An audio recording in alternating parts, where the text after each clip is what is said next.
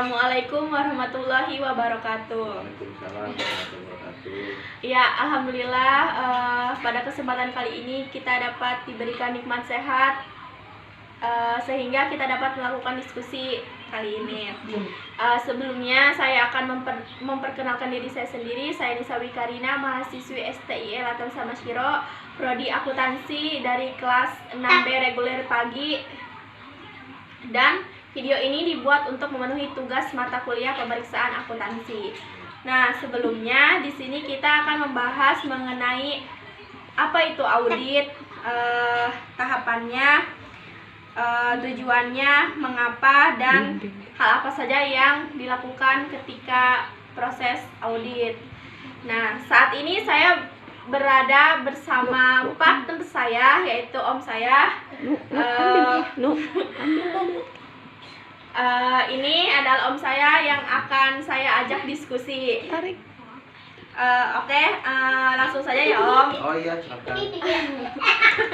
Jadi sebelumnya om itu tahu nggak sih audit itu apa? Audit itu kalau yang saya ketahui itu baik di mungkin kalau di bidang mikronya itu semacam usaha atau laporan keuangan, atau mungkin lembaga, perusahaan atau instansi, biasanya dia memiliki pembukuan atau disebut pertanggungjawaban keuangan. Mungkin audit itu adalah salah satu upaya untuk agar akuntabilitas dari perusahaan lembaga itu mungkin tertib lah, ini ada hal yang disebut pembukuannya tertib, intinya gitu yang saya ketahui. Ya, betul. Jadi audit ini salah satu proses yang sistematis dan objektif untuk memeriksa laporan keuangan pada suatu perusahaan yang telah disusun oleh pihak manajemen perusahaan, kemudian disesuaikan kembali apakah laporan-laporan tersebut itu sesuai dengan kriteria yang telah ditetapkan atau tidak. Nah, kemudian hasilnya itu akan disampaikan kepada pemangku kepentingan seperti pemerintah, publik, gitu, organisasi dan lain sebagainya. Nah, orang yang melakukan pemeriksaan ini adalah pihak independen yang kompeten, gitu. Jadi orang yang melakukan pemeriksaan audit ini disebut dengan auditor. Nah, tujuannya untuk apa? Tujuannya itu untuk mencari dan menemukan kecurangan serta kesalahan yang ada di perusahaan tersebut, gitu. Oh, berarti itu auditor itu orang yang mengadakan audit itu ya, orangnya. Betul. Dalam setiap pemeriksaan keuangan harus ada pihak independen yang profesional berarti ya. Iya. Betul. Terus ya dilanjutkan ya om. Oh iya, silakan.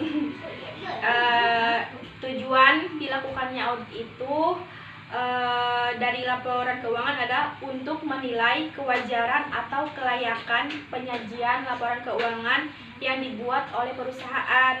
Kelayakan dan kewajaran ini mengacu pada prinsip akuntansi yang berkriteria umum, gitu. Gimana? Ya mungkin setelah dijelaskan jadi lebih tahu saya apa itu audit atau apa itu yang dilaksanakan oleh auditor, sehingga ada seperti tertib administrasi di suatu perusahaan atau lembaga atau instansi ya, itu kan tujuannya. Nah, selanjutnya adapun tujuan audit secara umum itu ada 8. Yang pertama ada kelengkapan, kedua ketepatan, ketiga eksistensi, 4 penilaian, 5 klasifikasi, 6 ketetapan, 7 pisah batas, dan ke-8 adalah pengungkapan. Nah, di sini ada kelengkapan. Kelengkapan itu untuk meyakinkan bahwa seluruh proses transaksi itu telah dicatat atau ada dalam jurnal secara aktual telah dimasukkan. Jadi transaksi yang telah dicatat itu telah dimasukkan ke dalam jurnal, gitu. Yang kedua ada ketepatan. Ketepatan itu untuk memastikan apakah transaksi dan saldo perkiraan yang ada itu telah dicatat berdasarkan jumlah yang benar dan perhitungan yang benar, dan kemudian diklasifikasikan dengan tepat, tuh. Yang ketiga ada eksistensi. di mana eksistensi ini untuk memastikan bahwa semua harta dan kewajiban yang telah tercatat memiliki eksistensi atau keterjadian pada tanggal tertentu. Jadi transaksinya ini harus benar-benar telah terjadi dan tidak fiktif gitu. Dan keempat ada penilaian.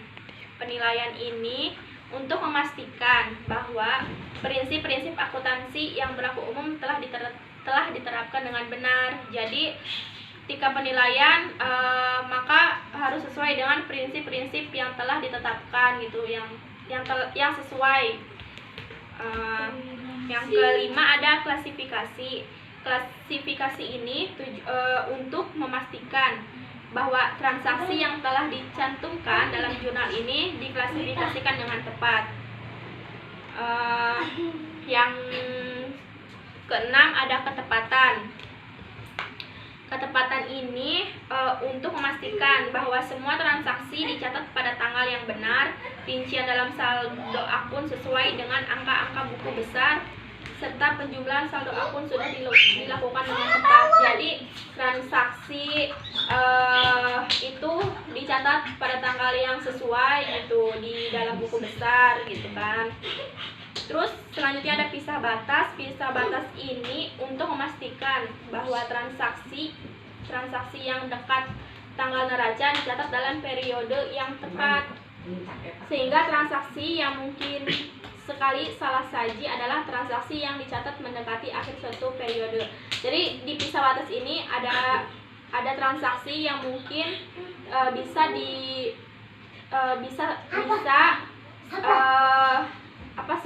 ada salah sajinya karena proses pencatatan transaksi itu mendekati periode yang telah ditentukan gitu kan. Terus terakhir ada pengungkapan. Pengungkapan ini untuk meyakinkan bahwa si saldo akunnya ini dan persyaratan pengungkapan yang telah berkaitan disajikan dengan wajar dalam laporan keuangan tersebut. Tuh. Gimana untuk tujuan secara umumnya? Tujuan secara umum sudah dipahami, berarti dalam setiap audit itu harus ditentukan segala kelengkapannya, baik itu dari auditornya maupun dari secara administrasinya. Jadi lebih banyak perangkat pendukungnya gitu. Ya, lanjutkan. Jadi di dalam audit ini ada tahapan-tahapan. Ketika mengaudit, tahap yang pertama ini ada tahap perencanaan, di mana tahap perencanaan ini seorang auditor ini mempelajari perusahaan yang akan diaudit, seperti sumber dayanya, kayak terus bergerak di bidang apa sih si perusahaan tersebut gitu. Terus seluruh aktivitas di perusahaannya itu diamati dulu gitu kan. Terus dari situ seorang auditor itu bisa menentukan jenis audit apa yang akan dipakai. Kayak ada audit keuangan, ada audit pembukuan kayak gitu. Nah, terus yang kedua ada tahap pengujian informasi. Nah, tahap pengujian informasi ini di mana informasi dan data yang telah diperoleh dari tahap sebelumnya kemudian dianalisis gitu kan. Jadi harus ada, ketika dianalisis ini harus ada pihak perusahaan yang mengawasi kinerja si auditor itu. Jadi kan si auditor bekerja di lapangan gitu. Terus ketika melakukan analisisnya, si auditor itu diawasi oleh pihak dari perusahaan. Kenapa harus diawasi? Karena agar menghindari kecurangan gitu kan. Terus yang ketiga ini mendapatkan hasil. Nah, setelah melakukan observasi dari segala tahapan-tahapan sebelumnya, maka si auditor ini memeriksa resiko material dari perusahaan si auditor ini akan menganalisis hasil yang didapatkan dari lapangan tersebut, itu kan kayak tadi informasi, data kayak gitu. Terus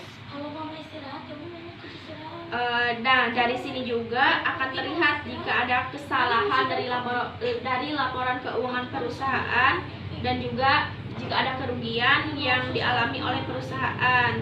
Nah, setelah itu si auditor mengklarifikasikan ulang jika perusahaan yang diaudit adalah perusahaan besar, maka pihak auditor saja tidak cukup gitu kan. Nah, yang keempat itu ada menyusun hasil evaluasi. Setelah melalui tahap perencanaan, pengujian informasi, mendapatkan hasil, selanjutnya ada menyusun hasil evaluasi di mana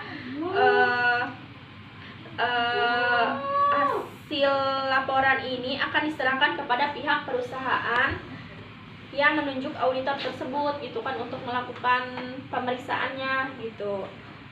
Dalam laporan ini auditor juga harus menulis rekomendasi perkembangan yang mungkin bisa dicapai gitu.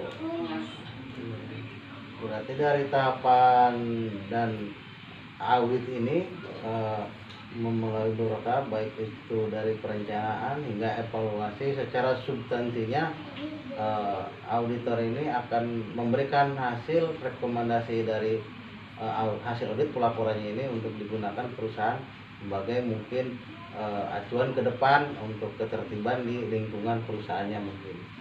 Kan ya. Ke laporan keuangannya. Nah, selanjutnya ini ada beberapa alasan kenapa sih harus dilakukan audit. Yang pertama adalah untuk mengetahui kondisi keuangan di suatu perusahaan. Nah, suatu perusahaan ini dapat dikatakan sukses apabila kondisi keuangannya itu stabil gitu kan. Jadi untuk mengetahuinya maka kita melakukan audit gitu.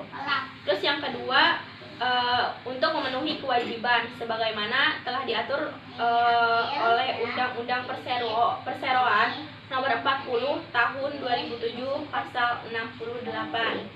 Yang ketiga, untuk memenuhi informasi ke perusahaan gitu kan. Selain tadi melihat kondisi keuangannya, maka melalui audit ini dapat mengetahui informasi tentang perusahaan tersebut. Nah, gitu. Ada hubungan juga kan tadi sama tahapan dalam mengaudit tuh.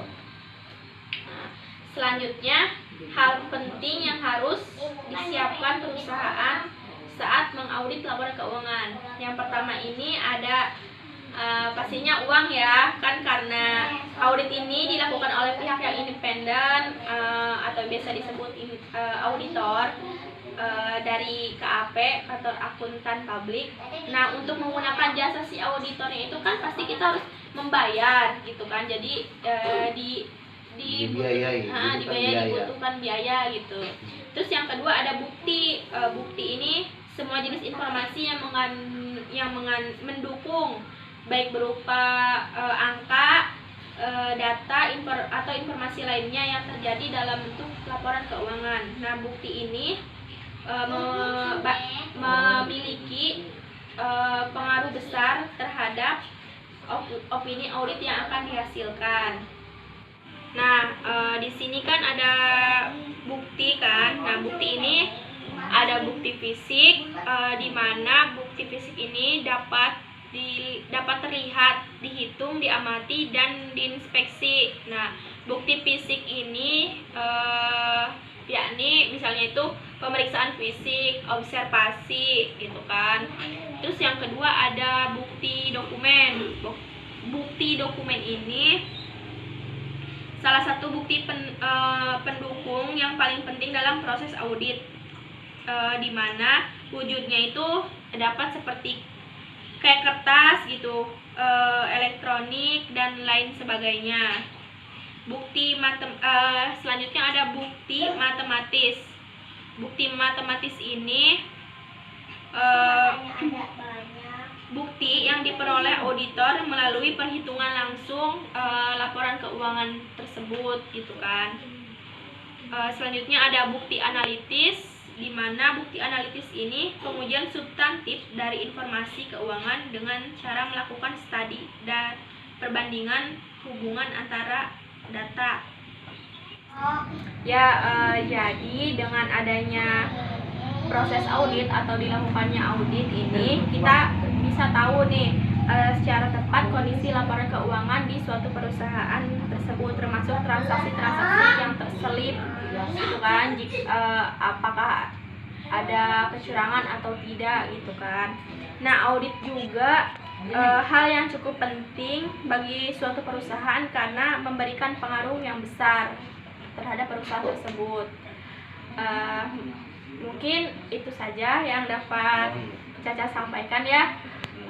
Gimana? Apakah ada hal lain itu yang apa ya, yang belum dipahami atau gimana gitu? Oh ya, terima kasih udah ternyata semakin paham, berarti audit itu bertujuan juga untuk kepentingan atau untuk kelancaran suatu perusahaan agar tidak terjadi kecurangan gitu. Sekarang ya saya lebih paham. Terima kasih atas penjelasannya. Iya, jadi nggak harus perusahaan besar gitu yang diaudit, kayak misal tuh warung gitu atau usaha kecil-kecilan juga bisa diaudit gitu kan.